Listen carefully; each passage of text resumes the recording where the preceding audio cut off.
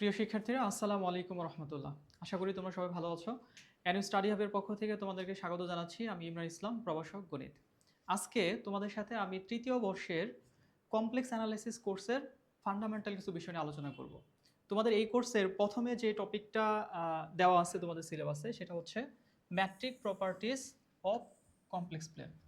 তাহলে এই বিষয়টা নিয়ে আমরা আজকে কথা বলবো। তাহলে প্রথমে চলো আমরা আমাদের যে টপিক, এই টপিকের কনসেপচুয়াল ব্রেকডাউন করি। তা আমাদের যে জিনিসটা নিয়ে আলোচনা করতে হবে বা আমরা আলোচনা করব সেটা হচ্ছে ম্যাট্রিক প্রপার্টি। তো কার ম্যাট্রিক প্রপার্টি নিয়ে আলোচনা করব?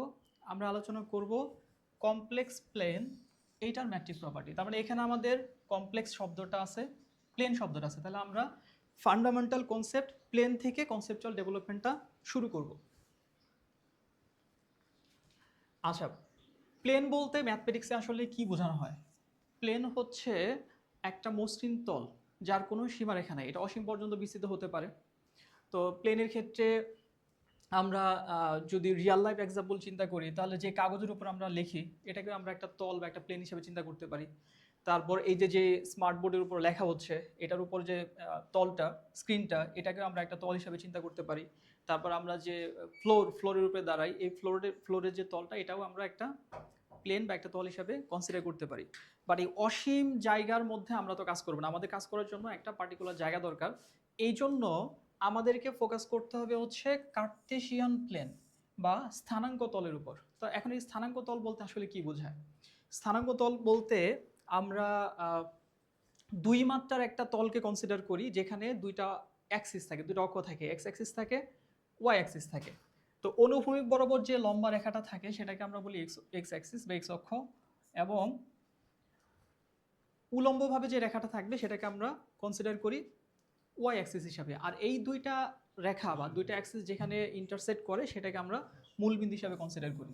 তো এখন এই যে টু ডাইমেনশনাল যে সিস্টেমটা, এই সিস্টেমটা আমাদের কি কাজে লাগে? এই সিস্টেমের মাধ্যমে আমরা পার্টিকুলারলি একটা বিন্দুর অবস্থানকে আইডেন্টিফাই করতে পারি। কি ধরনের? যেমন এখানে দুইটা পরস্পরচ্ছেদী রেখা চারটা ভাগে ভাগ করে দিয়েছে আমাদের তলটাকে। একটাকে আমরা বলতেছি প্রথম চতুর্ভাগ, এই চতুর্ভাগ হবে। আর দ্বিতীয় চতুর্ভাগ, তৃতীয় চতুর্ভাগ, চতুর্থ চতুর্ভাগ। আচ্ছা, এর মধ্যে যে A12 একটা বিন্দু আমরা যদি চিন্তা করি, তাহলে এই বিন্দুটা কোথায় আছে? এখানে প্রথম যে মানটা, এটাকে বলা হয় ভুজ, এবং দ্বিতীয় যে মানটা, এটাকে বলা হয় কুটি। তাহলে এই ভুজ এবং কুটির মাধ্যমে এক্স অক্ষের ধনাত্মক এবং ঋণাত্মক যদি পজিটিভ থাকে তাহলে পজিটিভ দিকে যাবে, আর যদি নেগেটিভ থাকে তাহলে নেগেটিভ দিকে যাবে। তো এর মাধ্যমে কিন্তু আমরা একটা বিন্দুর অবস্থান আইডেন্টিফাই করে ফেলতে পারি। আচ্ছা, এখন এই যে তলটা, এই তলটাকেই আমরা কমপ্লেক্স প্লেন বলবো বা কমপ্লেক্স তল বলবো যদি এক্স অক্ষকে এক্স অক্ষ না বলে আমরা রিয়াল অ্যাক্সিস বলি, ওয়াই অক্ষকে ওয়াই অক্ষ না বলে আমরা জটিল হিসাবে চিন্তা করি বা কমপ্লেক্স অ্যাক্সিস হিসাবে চিন্তা করি। কীরকম? যেমন এই যে তলটা, যেখানে আমাদের এক্স অক্ষ ছিল, ওই অক্ষটাকে আমরা বাস্তব অক্ষ হিসেবে কনসিডার করতেছি। যেটা আমাদের ওয়াই অক্ষ ছিল, ওটাকে আমরা কাল্পনিক অক্ষ হিসেবে কনসিডার করতেছি। আর ওই যে আমরা বিন্দুগুলা যেগুলো কোঅর্ডিনেট সিস্টেমের মাধ্যমে বের করতাম, সেই বিন্দুগুলাকেই আমরা কিভাবে একটা জটিল সংখ্যার রিপ্লেসমেন্টের মাধ্যমে এখানে আমরা খুঁজে বের করতে পারতেছি। সো এখানে আমরা যখন আবার কমপ্লেক্স তলে চলে যাচ্ছি, সো এখানে আমাদের এই যে কমপ্লেক্স বা জটিল সংখ্যার ধারণাটা রিলেট হচ্ছে। তো একটা জটিল সংখ্যাকে আমরা কিভাবে প্রকাশ করি? Z equals to X plus I Y, এই ফরম্যাটের মাধ্যমে একটা জটিল সংখ্যাকে সাধারণত রিপ্রেজেন্ট করা হয়, যার মধ্যে প্রথম অংশ যেটা, এই যে এটা হচ্ছে বাস্তব অংশ, আর পরে যেটা আই সাথে ইমাজিনারি ইউনিট আই, এর সাথে যে অংশটা থাকবে, এই অংশটা হচ্ছে আমাদের কাল্পনিক অংশ। তো এখন একটা জটিল সংখ্যাকে যখন আমরা পয়েন্ট আকারে লিখব, তখন সেটা কেমন হবে? যেমন এই যে 3,4, 3+4i, এটাকে লেখা যায়। তারপর -2,3, -3, -2, 2,-3। আচ্ছা, তাহলে এখন এই যে বিন্দু জটিল সংখ্যাগুলা, তাহলে এই জটিল সংখ্যাগুলাও বাস্তব যে আমাদের কনসেপ্টটা ছিল রিয়েল নাম্বার সিস্টেমের মধ্যে, টু ডাইমেনশনাল কোঅর্ডিনেট সিস্টেমে আমরা যেমন বিন্দুগুলোকে স্থাপন করতাম বা খুঁজে বের করতাম, একইভাবে একটা জটিল সংখ্যাকেও একটা বিন্দু আকারে আমরা এখানে খুঁজে বের করতে পারি। যেমন এখানে Z1 যে জটিল সংখ্যাটা দেখানো হচ্ছে, এটা হচ্ছে 3+4i। তাহলে এখানে 3 হচ্ছে বাস্তব এবং 4i হচ্ছে কাল্পনিক অংশ বোঝাচ্ছে। তাহলে আমরা এই যে বাস্তব অক্ষ বরাবর যাব 3 ঘর, কাল্পনিক অক্ষ বরাবর যাব 4 ঘর। তাহলে এখানে ডিফারেন্সটা কি থাকে? আমাদের টু ডাইমেনশনাল সিস্টেমে যেখানে আই লেখা থাকতো 1 লেখা থাকতো, সেখানে এখানে আই থাকবে, যেখানে 2 থাকতো সেখানে 2i থাকবে, যেখানে 3 থাকতো সেখানে 3i থাকবে। তো এই হলো ডিফারেন্স। তাহলে এখন এই যে আমরা জটিল তল বা কমপ্লেক্স প্লেনটা দেখতেছি, তাহলে এই কমপ্লেক্স প্লেনের মধ্যে ম্যাট্রিক প্রপার্টি বলতে কি বোঝাচ্ছে? ম্যাট্রিক প্রপার্টি বলতে সাধারণত ডিস্টেন্সটাকে মিন করা হয়। এখন এই যে দূরত্ব বা এই ডিস্টেন্সটা আমরা কিভাবে আইডেন্টিফাই করব বা কোন পার্সপেক্টিভে চিন্তা ভাবনা করব? তাহলে এখানে দুইভাবে আমাদের এই ডিস্টেন্সটা মিন করা হতে পারে।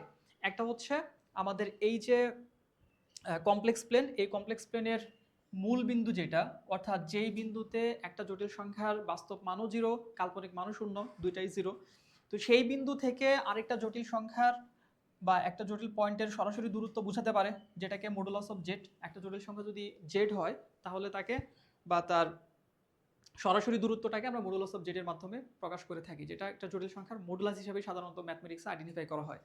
আর কি হতে পারে? আর হতে পারে যে দুইটা জটিল সংখ্যার মধ্যবর্তী দূরত্ব। তাহলে এই যে দূরত্ব নির্ণয়, এই দূরত্ব নির্ণয় করার জন্য যে সমস্ত প্রপার্টিগুলো আমরা ম্যাথমেটিক্সে ব্যবহার করি, সেই প্রপার্টিগুলাই হচ্ছে আমাদের ম্যাট্রিক প্রপার্টি। এবং যখন এটা কমপ্লেক্স প্লেনের মধ্যে হবে তখনই আমরা এটাকে বলি matrix property of complex plane. আচ্ছা, তাহলে এখানে আমাদের একটু যদি আমরা সামনে আগাই, তাহলে দেখো যে সেন্টার পয়েন্ট থেকে যখন আমরা দূরত্ব নির্ণয় করব, তখন এই দূরত্বটাকে বলা হয় সাধারণত মডুলাস। এই যে মডুলাস। তো সেন্টার পয়েন্ট থেকে, স্পেলিং কিছু মিস্টেক আছে, যে সেন্টার পয়েন্ট থেকে আমাদের যে দূরত্ব, এই দূরত্বটা হচ্ছে মডুলাস। যেমন এখান থেকে সরাসরি দূরত্বটা, তাহলে এই সরাসরি দূরত্ব যখন আমরা নির্ণয় করতে চাচ্ছি, তখন আমাদের মডুলাসের যে ফর্মুলাটা সেটা হচ্ছে এই যে √x² + y², এই ফর্মুলার মাধ্যমে আমরা বের করতে পারি। আবার যখন আমরা দুইটা জটিল সংখ্যার মধ্যবর্তী দূরত্বের কথা বলবো, z1 যদি একটা জটিল সংখ্যা হয়, z2 যদি আরেকটা জটিল সংখ্যা হয়, তাহলে সেই ক্ষেত্রে z1 থেকে z2 দূরত্ব √x1 - x2 whole square plus y1 - y2 whole square. এইটাকে আমরা বাস্তব সংখ্যার ক্ষেত্রে সরল রেখাতে যখন আমরা কোঅর্ডিনেট সিস্টেম ব্যবহার করি, তখন দুইটা বিন্দু দূরত্ব নির্ণয় করার জন্য যেই ধরনের কনসেপ্টটা ব্যবহার করা হয়, এইটা অনেকটাই ওই ধরনের। শুধু ডিফারেন্সটা কি? ডিফারেন্সটা হচ্ছে ওইখানে আমাদের রিয়াল প্লেনের উপর ছিল বা শুধু নর্মাল আমরা কোঅর্ডিনেট সিস্টেম ব্যবহার করতাম, আর এখানে যে প্লেনটা আমরা ব্যবহার করব সেই প্লেনটাকে আমরা কমপ্লেক্স প্লেন বলতেছি। তো এইটার জিওমেট্রিক যে এক্সপ্লেনেশনটা বা জিওমেট্রিক্যাল এটা আসলে কি মিন করে, এই জিনিসটা যদি আমরা একটু দেখি, যেমন সেন্টার পয়েন্ট থেকে বা মূল বিন্দু থেকে সরাসরি যদি কোনো একটা বিন্দুর দূরত্ব আমরা কনসিডার করি, সাপোজ মডুলাস অফ জেড সেটা যদি আর হয়, আর নর্মালি জেড ইকুয়ালস টু আমরা বলতে পারি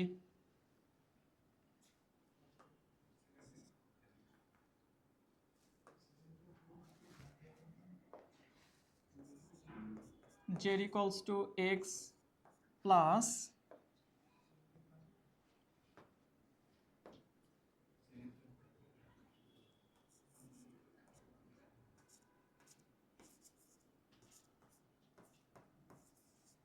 iy, তাহলে এইটার মডুলাস কি হবে? Modulus of Z equals two √x² plus y²।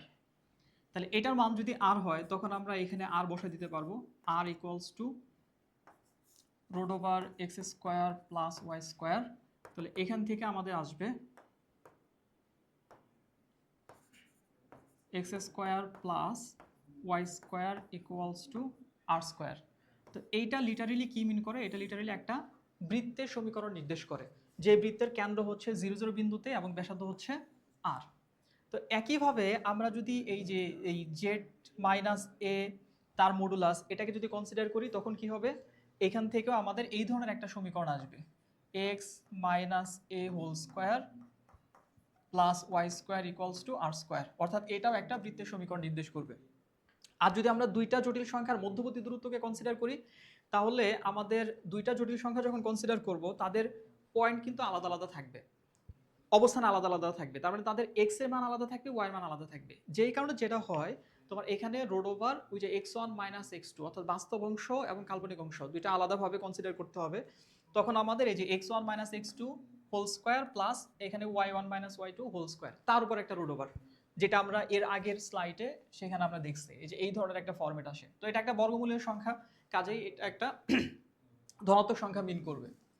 তো এই যে জিওমেট্রিক্যাল ইন্টারপ্রিটেশনটা আমরা দেখলাম, তো এখানে তাহলে ম্যাট্রিক প্রপার্টি আমরা যদি সামারি আকারে এখানে আলোচনা করতে চাই, তাহলে কি কি আসবে, যেমন কোন একটা জটিল সংখ্যা তার মডুলাস এটা অবশ্যই শূন্য থেকে বড় হবে যদি সেটা জিরো বিন্দুতে না থাকে। এই যে যখন জিরো বিন্দুতে থাকবে শুধুমাত্র অরিজিনের ক্ষেত্রে তখন তার মান শূন্য হবে, তাছাড়া শূন্যর থেকে বড়। Z1 minus Z2 modulus Z1 minus Z3 মডুলাসের সমান হবে যদি Z2 ইকুয়ালস টু Z3 এটা হয়, তাছাড়া এটা সম্ভব না। এরপর আমাদের এখানে ট্রায়াঙ্গুলার ইনইকুয়ালিটি যেটা আছে 4, 5, তারপর মডুলাস সম্পর্কিত আরও কিছু প্রপার্টি এখানে আছে। এই কিছু প্রপার্টি আছে যেগুলোর প্রুফগুলো আমাদের দেখতে হবে যে এই প্রপার্টিগুলো কিভাবে কাজ করে, যেটা আমরা পরবর্তী যে ক্লাসগুলো তোমাদের কোর্সে থাকবে সেগুলোতে আলোচনা করবো ইনশাল্লাহ। তো ম্যাট্রিক প্রপার্টিকে যদি সামারি আকারে বলি তাহলে আমাদের এখানে কমপ্লেক্স নাম্বারের ধারণাটা নিতে হয় যে z = x + iy এটা একটা কমপ্লেক্স নাম্বার যেটাকে পয়েন্ট আকারে x, y বিন্দুতে আমরা প্রকাশ করতে পারি এবং সেটাকে প্রথম, দ্বিতীয়, তৃতীয়, চতুর্থ বিভিন্ন চতুর্ভাগে খুঁজে পাওয়ার যে সিস্টেমটা এটা আমাদের জানতে হবে। তারপরে এখানে ডিস্টেন্সের সাথে কনসেপ্টটা কিভাবে রিলেটেড যেটা অলরেডি তোমাদের বলেছি যে কেন্দ্র থেকে সেন্টার থেকে সরাসরি দূরত্ব হতে পারে দুইটা জটিল সংখ্যার মধ্যবর্তী বা দুইটা পয়েন্টের মধ্যবর্তী দূরত্ব হতে পারে, যেটা এখানে বলা হয়েছে। তারপরে এখানে এটার সাথে রিলেটেড হচ্ছে আমাদের ট্রায়াঙ্গুলার ইনইকুয়ালিটি, এটার সাথে ইম্পর্টেন্ট কিছু আমাদের প্রপার্টি আছে যে প্রপার্টিগুলোর প্রুফ সহ আমাদের দেখতে হবে। তো ফান্ডামেন্টালি এই আমরা যদি ম্যাট্রিক প্রপার্টি বলি তাহলে এই ডিসটেন্স রিলেটেড যে কথাগুলো যে বিষয়গুলো এই বিষয়টাই হচ্ছে একটা কমপ্লেক্স প্লেনের ম্যাট্রিক প্রপার্টির মধ্যে যে বিষয়গুলো আসে। তো আমরা তোমাদের থার্ড ইয়ারের যে সমস্ত কোর্সগুলো আছে এই কোর্সগুলোর জন্য অ্যানুয়াল স্টাডি হাবের পক্ষ থেকে অনেক সুন্দর একটা গোছানো কোর্স অফার করতেছি। তোমরা যারা ইতিমধ্যে এই কোর্সে ভর্তি হয়েছো তাদের সাথে ক্লাসে দেখা হবে ইনশাআল্লাহ।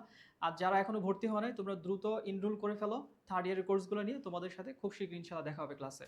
এবং এই যে প্রুফগুলো এবং এর পরবর্তী যে ধারাবাহিকতা ইনশাআল্লাহ তোমাদের সাথে কন্টিনিউ করবো। আল্লাহ হাফিজ।